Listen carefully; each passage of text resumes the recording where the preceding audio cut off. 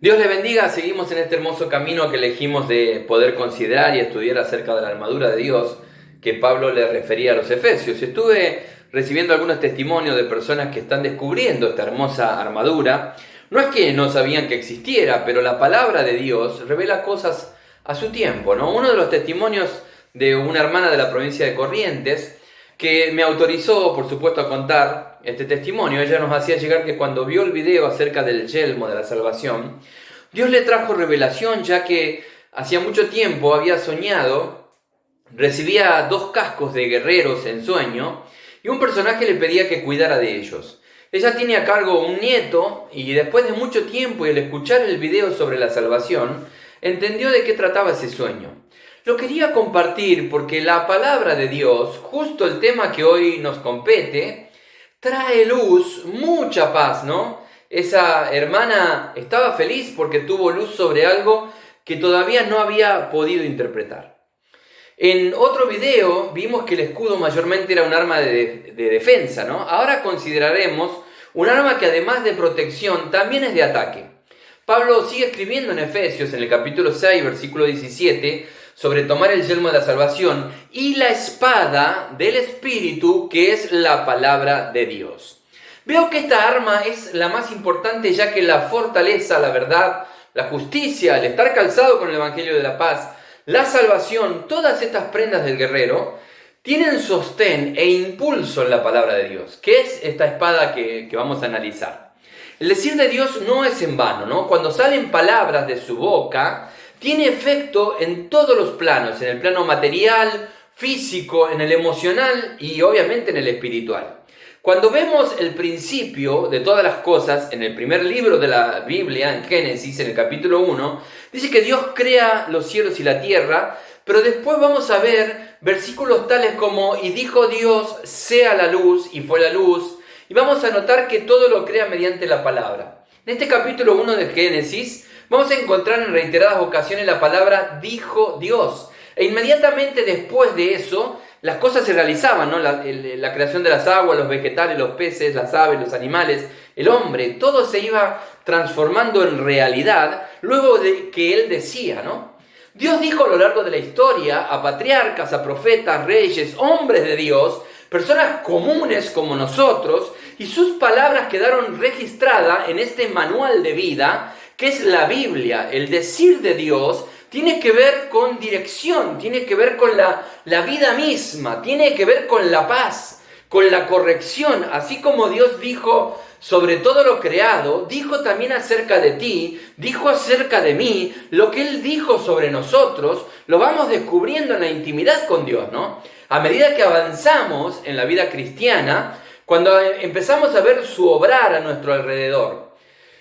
En la Biblia vamos a encontrar innumerables promesas acerca de la vida peregrina aquí y sobre lo porvenir, porque Dios no improvisa. Así como vimos en el yelmo, el plan de salvación que trazó, también es importante expresar que tiene un plan con cada uno de nosotros.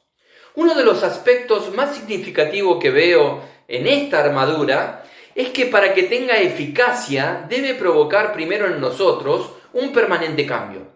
Si bien es un arma de ataque contra el enemigo, primero debe escudriñarnos a nosotros. Veamos lo que está escrito en Hebreos, en capítulo 4, versículos 12 y 13.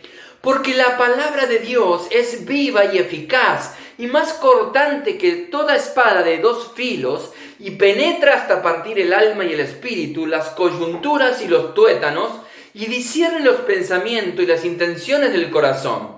Y no hay cosa creada que no sea manifiesta en su presencia. Antes bien, todas las cosas están desnudas y abiertas a los ojos de aquel a quien tenemos que dar cuenta. Los soldados novatos en entrenamientos solían herirse con la propia espada. Esto a priori o a simple vista parece algo negativo, pero no lo es, ya que las heridas de su propia espada traían reflexión, madurez, y a su vez el soldado podía comprobar lo buena que era el arma. Y comenzaba también a tenerle cierto respeto. Parece ser que esta espada primero debe cortarnos a nosotros. Esta palabra habla de partir el alma y el espíritu. Pensaba que en el alma están las emociones y que nuestro espíritu podría llegar a claudicar cuando es afectado por lo almático. y las decisiones que uno toma no sean en función de lo espiritual, ¿no? Jesús cuando ora en Getsemaní le pide al Padre que si era posible pase de él esa copa, como diciendo, si se puede evitar la cruz, hagámoslo. La palabra se menciona en el Evangelio de Marcos, en el capítulo 14, versículos 33 y 34, y dice, y tomó consigo a Pedro, a Jacobo y a Juan, y comenzó a entristecerse y a angustiarse, y les dijo, mi alma está muy triste hasta la muerte, quedaos aquí y velad. Esto es previo al pedido de, si es posible pasa de mí esta copa. Lo almático de Jesús estaba afectado en tristeza y mucha angustia. Jesús vence esa lucha en oración, hasta que menciona, hágase tu voluntad, Padre, primando lo espiritual por encima de lo almático. La palabra de Dios es suficiente para que en un momento de mucha aflicción o tristeza, esos son momentos donde el suicida secreto piensa en suicidarse, el que consume drogas piensa en drogarse, el que es alcohólico piensa en alcoholizarse, ¿no? Porque lo almático está muy afectado y lo único que puede partir el espíritu y el alma para que nuestras decisiones sean decisiones espirituales y no almáticas es la palabra de Dios, que llega a tiempo, que nos llena de esperanza, que aunque duela, nos da vida y vida en abundancia. Es la palabra de Dios la que discierne los pensamientos y las intenciones del corazón, que nos desnuda, nos confronta, y cuando podemos incorporarla a nuestra vida, comenzamos a tener paz, sabiendo que vamos en dirección de la vida. Mientras más vivamos en la palabra, más efectiva será nuestra lucha en el mundo espiritual. La palabra de Dios es una semilla de vida. Hay una parábola que Jesús la da a conocer ante una multitud de personas en el Evangelio de Lucas, en el capítulo 8, en los versículos 4 al 15. Jesús habla de un sembrador que salió a sembrar sus semillas, que una parte cayó junto al camino, esa parte se perdió porque fue pisoteada y comida por los aves del cielo. Otra parte cayó sobre piedras y salió, pero se secó rápidamente porque no tenía humedad. Otra parte de las semillas cayó entre espinos, y si bien la planta salió, también crecieron los espinos al lado y terminaron por ahogarla. Y finalmente, esa semilla cayó en buena tierra, y nació y llevó mucho fruto a 100 por uno. Jesús le refiere a sus discípulos que las semillas es la palabra de Dios. Pienso que la semilla siempre fue buena. Siempre, esta semilla es vida pura. La cuestión aquí fue el sitio donde cayó. Y vamos a ver que la semilla determina la clase de fruto, pero el fruto en sí, o lo saludable del fruto, siempre dependerá exclusivamente de la tierra y también del clima o la atmósfera adecuada para ese fruto. Los buenos frutos testifican de aquellos que son hacedores de la palabra, de los que viven en una atmósfera espiritual, que hace que la semilla pueda germinar, crecer y dar fruto. Que nuestro corazón pueda ser tierra fértil, dispuesto a ser roturado por la palabra de Dios. Aunque duela, ¿no? Cuando llega esa espada de dos filos o ese arado, cuando la escuchamos a la palabra y nos confronta, si es palabra de Dios, aunque te roture, te dolerá, sí, pero el resultado de los que pueden ser tierra fértil, no piedra, no junto a espino, no endureza como lo era estar junto al camino. Tierra trabajable, es en ese estado que las personas empiezan a llevar mucho fruto. Al 100 por uno, esta expresión de 100 por uno en economía habla de una rentabilidad óptima. Siempre el desafío es poner en práctica la teoría. Fui a una escuela industrial y prácticamente me la pasaba todo el día en el colegio, porque a la mañana teníamos todo lo concerniente a la teoría, pero a la tarde solíamos ir al taller. Y veíamos en la práctica lo que se nos enseñaba en la teoría. Era muy enriquecedora la experiencia y pienso que de mucho no me serviría saber la Biblia de tapa a tapa si eso no puedo llevarlo a la práctica. Por ejemplo, este texto bíblico que vamos a leer en 1 de Pedro, capítulo 5, versículos 6 y 7, que dice, humillaos pues bajo la poderosa mano de Dios para que Él os exalte cuando fuere tiempo, echando toda vuestra ansiedad sobre Él, porque Él tiene cuidado de vosotros. Uno lee esta palabra y dice, genial, ¿qué palabra? Ya sé lo que tengo que hacer. Sin embargo, al tiempito, lejos de humillarme bajo su poderosa mano, ando cargado queriendo solucionar solito mis cosas, lleno de ansiedad, de temores. Una mochila enorme. La teoría la tengo, sí, el problema es la práctica. Y esos son los momentos en los que nuestro enemigo se aprovecha de nosotros, porque el arma más letal que tenemos no la estamos usando a nuestro favor. Y vamos a ver en este mismo capítulo, en los siguientes versículos, que el apóstol Pedro sigue escribiendo: sed sobrio y velad, porque vuestro adversario el diablo, como león rugiente, anda alrededor buscando a quien devorar, al cual resistir firmes en la fe, sabiendo que los mismos padecimientos se van cumpliendo en vuestros hermanos en todo el mundo. Jesús resistió firme al diablo en el desierto, cuando vino a tentarlo. Esto lo encontramos bien en el Evangelio de Mateo, en el capítulo 4. El enemigo lo desafió con la necesidad, ¿no? Dado que él llevaba muchos días de ayuno y seguro que tendría hambre, lo desafió con las promesas de Dios, quiso tentarlo también con la gloria ficticia de esta tierra. Y pienso cuántas veces estamos preocupados por las necesidades, de las cosas que nos faltan, ¿no? Cuántas veces estamos tentados a tirarnos al vacío, tomar crédito, meternos en deudas, hacer cosas sin calcular antes, creyendo que las promesas de Dios nos salvarán. Y cuando somos tentados, ¿no?, también a querer tener fama, dinero, formar parte de círculos pequeños, ser miembro del club de los vencedores.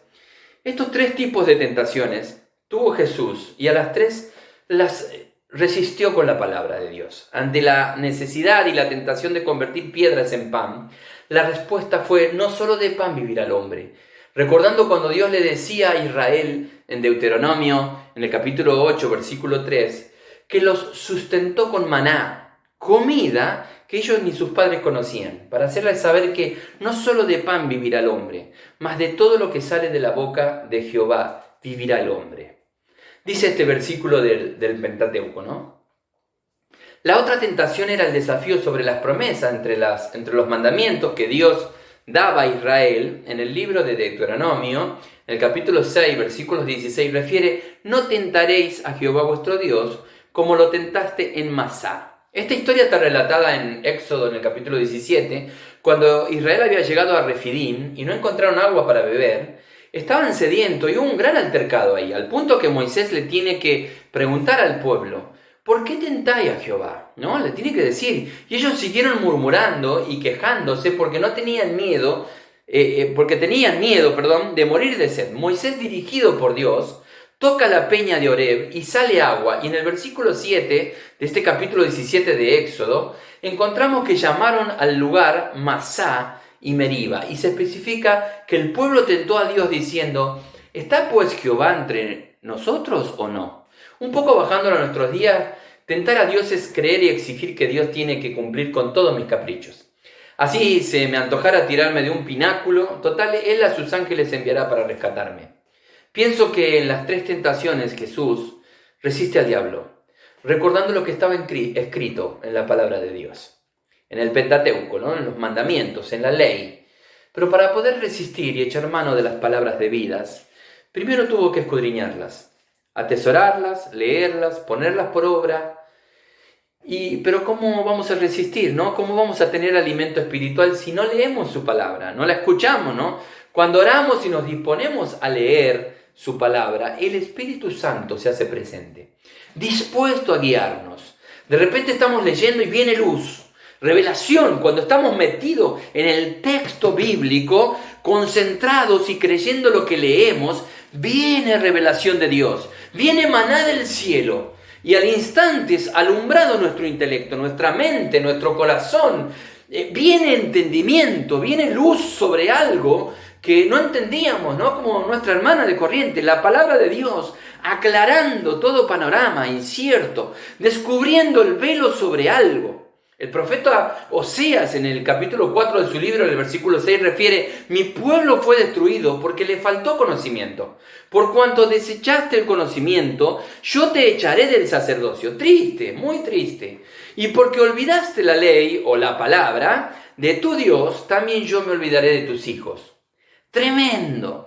Qué error tan grande despreciar el conocimiento de la palabra de Dios. Eso significa hipotecar a las futuras generaciones, al olvido de Dios, al fracaso total. No puedo permitirme que mis hijos desconozcan la verdad de Dios revelada en su palabra. Todo el que desprecia el conocimiento termina olvidado por Dios.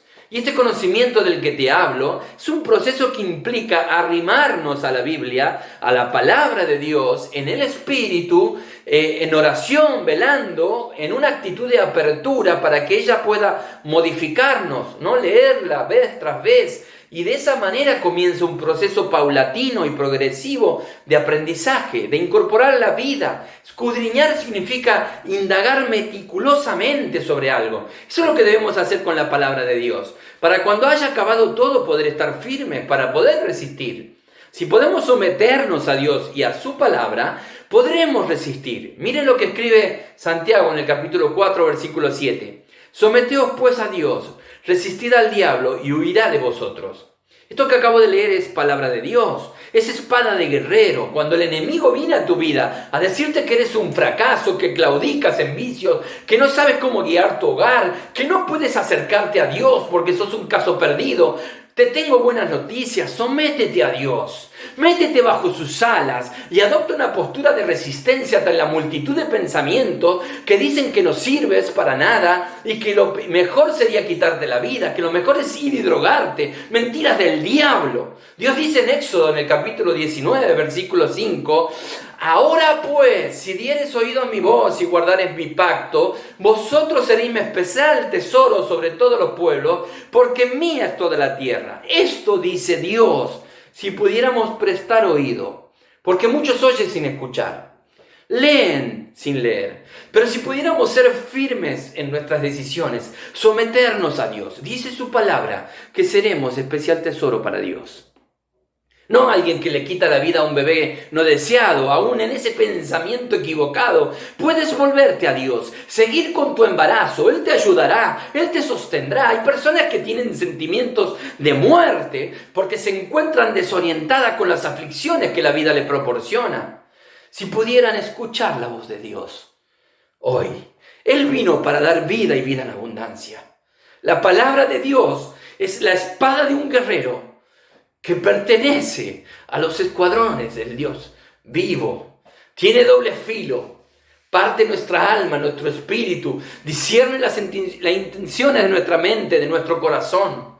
Acércate a la palabra de Dios con fe y verás reverdecer tu mundo chato, sombrío, seco, árido. La palabra de Dios inyectó fe en nuestros hermanos que murieron en las hogueras cantando himnos.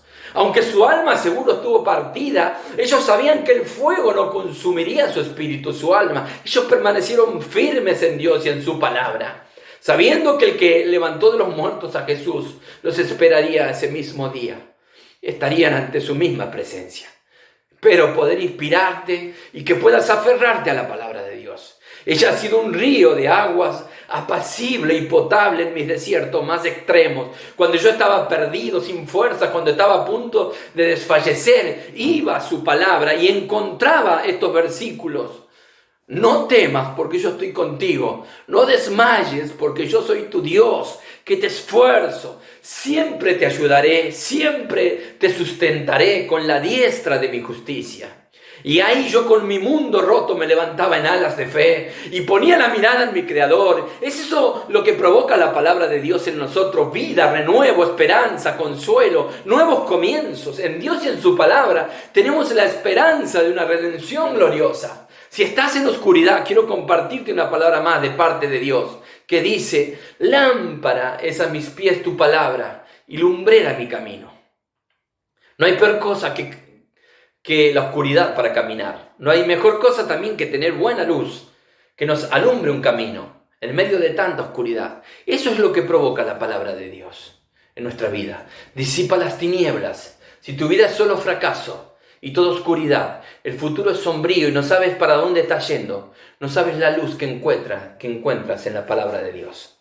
Te sustenta, es pan de vida, alimento espiritual. Dios sabe cómo guiarnos, porque somos criaturas suyas, creación de Él. La palabra de Dios llega a tiempo y fuera de tiempo. Hay un momento donde el pueblo de Israel estaba recibiendo las leyes de Dios, o sea, la palabra de Dios. Y dice en Éxodo, en el capítulo 24, versículo 3, y Moisés vino y contó al pueblo todas las palabras de Jehová y todas las leyes, y todo el pueblo respondió a una voz y dijo: haremos todas las palabras que Jehová ha dicho. Y me quedo con la frase esta última: haremos todas las palabras que Jehová ha dicho. No diremos, no especularemos, no mencionaremos. No. Haremos, pondremos por obra lo que leemos en su palabra. Que este sea el deseo de nuestro corazón. Y en este mismo capítulo de Éxodo, en el versículo 7, refiere: y tomó el libro del pacto y lo leyó a oídas de todo el pueblo, el cual dijo: haremos todas las cosas que Jehová ha dicho y obedeceremos. Dice luego en el versículo 10 de este capítulo también: y vieron al Dios de Israel, y había debajo de sus pies como un embaldosado de zafiro, semejante al cielo cuando está sereno. Leo esto y me lleno de paz. Es una hermosura la palabra de Dios. El hacer su palabra realidad en nuestra vida es ver a Dios en un piso de zafiro, transmitiendo una total paz a nuestra vida. Vamos a orar. Padre, dice tu palabra que toda la escritura es inspirada por ti, útil para enseñar, para redarguir, para corregir, para instruir en justicia. Ella nos escudriña, discierne las intenciones de nuestra mente y corazón. Que esta espada pueda ser una realidad en nuestra vida, Señor. Que podamos meditar en tus palabras, leerlas, orarlas, andar en ellas. Como el pueblo de Israel que dijeron: haremos todas las palabras que Jehová ha dicho. Como está escrito en Santiago 1:22, que podamos ser hacedores de la palabra y no simples oidores. Porque de esa manera nos engañamos a nosotros mismos. Trae revelación, Señor, en esta hora para que podamos ser bienaventurados, felices. Padre, que tu palabra sea revelada, que pueda alumbrar la vida de alguien que vive en oscuridad. Señor, en el nombre de Jesús, de alguien que no tiene más deseo de vivir, sustenta con tu palabra al que perdió el deseo de vivir. Trae esperanza al que perdió el rumbo y está descreído de todo, Señor. En el nombre de Jesús de Nazaret, tu palabra inyecte vida. Señor, al que lo necesita, haz una obra de salvación, de restauración. Si alguien determina en su corazón poner por obra las palabras de tu libro, Señor, no tengo dudas que verá tu rostro, le mostrarás tu gloria y tu paz. Solo tu paz vendrá a su vida, como un renuevo de salud, de bienestar. Gracias, Señor, por tu palabra. Agradecido, Señor, por recibir tanta vida en ella. Que muchos puedan sumergirse en tus palabras de verdad. En el nombre de Jesús. Amén. Que el Espíritu Santo de Dios llene nuestros corazones. En el libro de Hechos, en el capítulo 4, versículo 31, dice la palabra del Señor que cuando terminaron de orar, luego que los discípulos habían recibido amenazas por predicar las palabras de verdad, ¿no?, por parte de los religiosos, con la que se convertían muchos de las tinieblas a la luz, ellos estaban con los hermanos y dice que el lugar donde estaban tembló. Y todos fueron llenos del Espíritu Santo y hablaban con denuedo, con insistencia, con confianza, la palabra de Dios. Que podamos leer, escudriñar, indagar, escuchar, hacer y predicar las palabras del Señor. Jesús viene pronto. No pierdas tiempo. Dios bendiga tu vida.